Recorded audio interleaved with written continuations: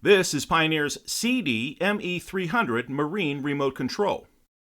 Even though your Pioneer in-dash receiver is designed to operate in a dry location, the CD-ME300 Marine Remote Control can safely operate the in-dash receiver from a wet location. Here, I'll spray some water on the remote control. You can see the water dripping off the remote control. And it's still operating the in-dash receiver.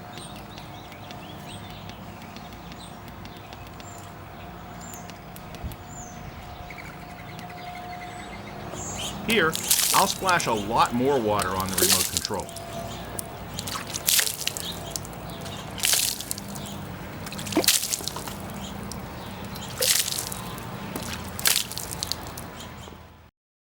And you can see it's still operating the in-dash receiver from a remote location.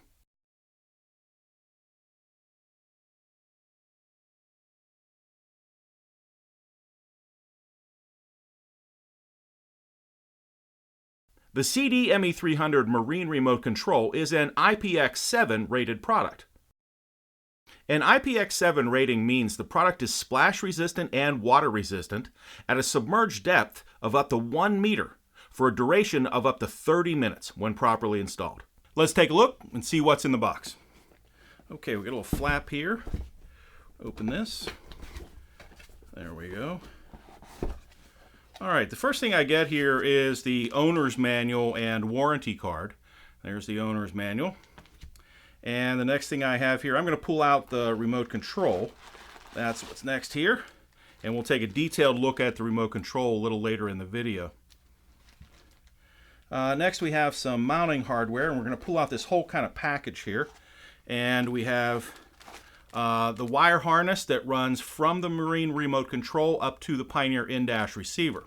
This is about 20 feet long for a very flexible installation. And we have some additional mounting hardware right here. And in the bottom here, we have a gasket and some mounting screws and washers. The front panel of the CD-ME300 has blue illumination. And you can find the in-dash music source selector right here.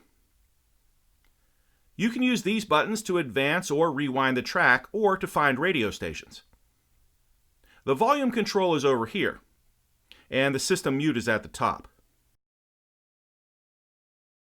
The back panel of the CD-ME300 has a very simple 3-wire installation. The CD-ME300 is a 12-volt DC system. The red wire is the ignition trigger wire.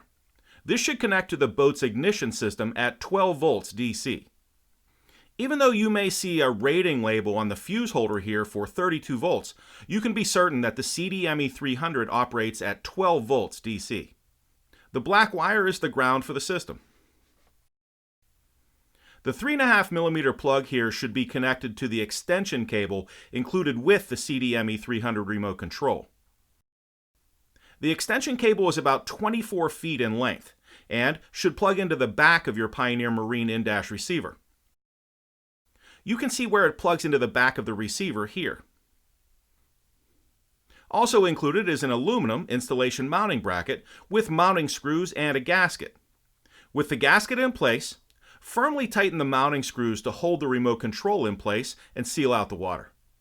And that is Pioneer's CD-ME300, water-resistant marine remote control, and what's in the box.